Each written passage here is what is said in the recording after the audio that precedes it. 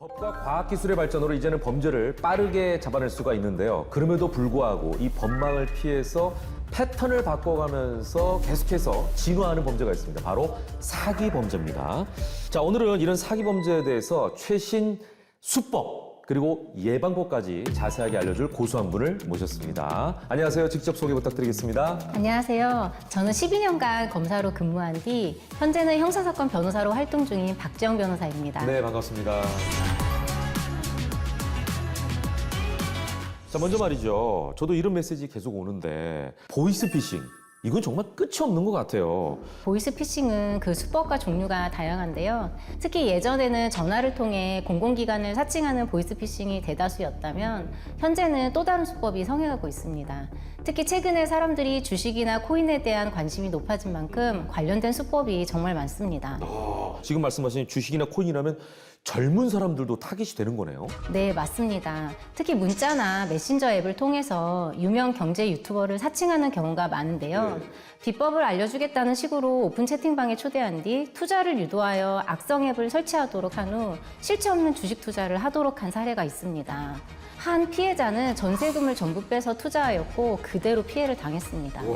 사람의 간절한 마음을 이용한 수법이네요. 심지어 오픈 채팅방에 들어가게 되면 바람잡이들이 있습니다. 이들은 거짓으로 수익을 인증하여 피해자의 투자를 유도하는데요. 피해액이 수억 원에 이르는 경우가 많습니다. 아이고, 어떡해요. 보이스피싱의 경우에는 이 가해자를 잡기가 힘들다는 거 아니겠어요? 네, 하지만 고소를 통해 총책이 구속되는 경우도 있습니다. 또 이런 보이스피싱은 2차 피해를 보는 것을 조심해야 합니다. 2차 피해요? 그러면 피해자가 또 당할 수도 있다는 거예요? 보이스피싱의 경우 가해자들이 자신의 신분을 노출하지 않기 위해 대표 통장을 사용하는 경우가 많은데요. 이 과정에서 피해자들이 단순 피해자를 넘어 범죄에 연루되는 경우도 있습니다. 피싱 피해를 본 분들은 금전적인 타격이 큰 상황인데 범죄 조직이 이를 이용해 피해자에게 저금리로 대출을 해주겠다며 다시 접근합니다. 아이고. 그러면 피해자는 대출을 받기 위해 은행 계좌, 신분증 등을 제공하였다가 보이스피싱 범행의 입출금 계좌로 이용되어 공범으로 연루되는 경우가 있습니다. 야, 사람을 최악으로까지 몰아붙이는군요. 이 들으면서 막 화가 나는데요? 현금 수거책이 공범으로 처벌을 받는 사례가 많이 알려지자 네네. 보이스피싱 범죄 조직이 수거책을 속이고 수거일을 시키는 경우도 있습니다. 아니, 수거책을 속일 수도 있어요? 네, 한 예로 건물조사 아르바이트라고 구인해서 네네. 건물의 사진 촬영 등의 업무를 2주 정도 시킵니다. 네. 그렇게 신뢰를 쌓은 뒤 정직원이 휴가를 갔다는 등의 핑계를 대며 경매대금, 보증금 등 전달 업무를 시키는데요. 이 돈을 전달하는 순간 수거책에 가담이 되는 형태입니다. 이야, 구제받을 수 있지 않을까요?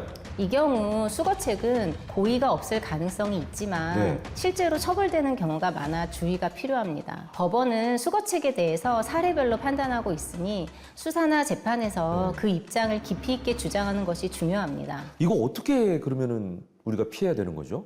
그래서 제가 예방 팁을 준비해 왔는데요. 가장 기본은 금융기관과 수사기관은 비대면 업무를 하지 않는다는 것입니다. 수사기관에서는 현금 또는 현금 수거 업무를 해줄 것을 요구하지 않습니다.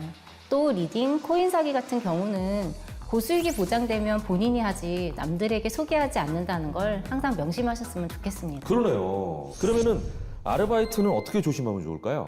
아르바이트 구인 시 현금을 요구하거나 현금을 수거하도록 하는 업무는 보이스피싱과 연관된 업무일 가능성이 높기 때문에 쳐다보지도 말라고 말씀드리고 싶어요. 지금 말씀드린 부분만 주의하셔도 보이스피싱 범행의 피해가 상당 부분 예방될 수 있을 거로 생각합니다. 네. 그런데 고수께서는 아까도 소개하셨지만 원래 변호사가 아니라 검사로 시작하신 거죠? 네, 맞습니다. 저는 2013년에 검사로 임관한 후 12년간 검사로 근무했습니다. 아니, 근데 어떻게 변호사로 직업을 바꾸신 거예요? 검사 재직 시절에 재판에 나가면 유독 억울해 보이는 사람들을 만나는데 사건 초기에 적절한 변호인의 조력을 받았더라면 결과가 달라졌을 수 있겠다 이런 생각이 들더라고요. 검사는 객관적인 위치에서 양쪽의 말을 듣고 판단을 해야 하기 때문에 일방적으로 한 당사자를 도울 수 있는 상황이 아니거든요. 변호인은 의뢰인의 편에 서서 좋은 결과가 나올 수 있도록 돕는 사람이다 보니 이런 부분에서 보람이 있을 것 같다는 생각을 했습니다. 이 일을 오랫동안 하시다 보면 이 외에도 다양한 사기 사건을 많이 접하시겠어요. 네, 바로 전세 사기입니다. 특히 전세 사기는 당하게 되면 전 재산에 가까운 정말 큰 돈을 잃기 때문에 네. 정말 조심하셔야 돼요. 그러니까 요즘에 전세 사기에 대한 뉴스 보도가 많았잖아요. 당하신 분들은 정말 일어날 수 없는 그런 피해를 입게 되는데 당하지 않아야 되는 게 중요하잖아요. 어떻게 해야 하면 좋을까요? 소위 많이 알고 계시는 깡통 전세 사기의 경우에는 등기부등본, 집주인의 체납 여부, 실제 시세 등을 꼼꼼히 확인하면 어느 정도 막을 수 있는데요. 문제는 전세 사기 수법도 진화해서 새로운 유형이 등장했다는 거죠. 또 다른 수법이 등장했다는 거 아니에요? 이건 어떤 유형이에요? 네, 바로 신탁 전세 사기인데요. 쉽게 말씀드리면 집주인이 대출을 받기 위해 소유권을 신탁회사로 넘겼기 때문에 네네. 법적 소유자는 신탁회사입니다. 네. 그런 상황에서 신탁회사의 동의 없이 기존 집주인과 임대차 계약을 체결한 경우 법적 효력이 없어 임대차 보호법의 보호 대상이 아니게 됩니다. 그러니까 집주인이 법적으로는 주인이 아닌 거네요? 그렇죠. 이런 경우 기존 집주인이 신탁계약서를 제시하면서 자신이 실질적인 소유자이고 명의만 신탁회사인 것이라 별 문제가 없다는 말을 듣고 계약을 체결하시는데요. 복잡하게 얽혀있는 경우에는 집주인의 말을 너무 신뢰하지 마시고 차분히 계약서를 살펴보시고 전문가의 자문을 구하는 것도 도움이 될 수 있습니다. 이렇게 당한 피해는 되돌리기가 어려운 건가요? 정부에서는 전세 사기 피해자법에 의거해 피해자를 지원하고 있는데요. 특히 실효성 있는 지원 방안으로 LH를 통한 피해주택 매입을 들 수 있습니다. 지역별 전세 사기 피해자 지원센터를 통해 상담 받으실 수 있어요. 정부의 지원이 있군요. 이건 정말 듣던 좀 반가운 네. 소식입니다.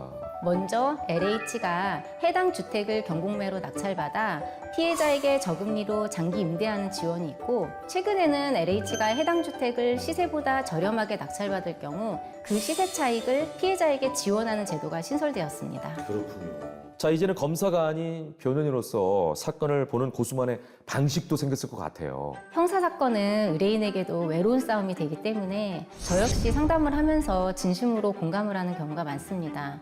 또 검사 일을 하면서 사건 기록을 보면 기록 안에 수많은 인생사가 담겨 있는데요. 단순히 유무죄를 판단하기 전에 이 사람이 어떤 과정을 거쳐 여기까지 왔는지를 보게 되다 보니 변호사를 하는 지금도 더 넓은 시야로 사건을 보게 되었습니다. 네. 자, 마지막으로 박지영 고수의 바람이나 목표는 뭘까요?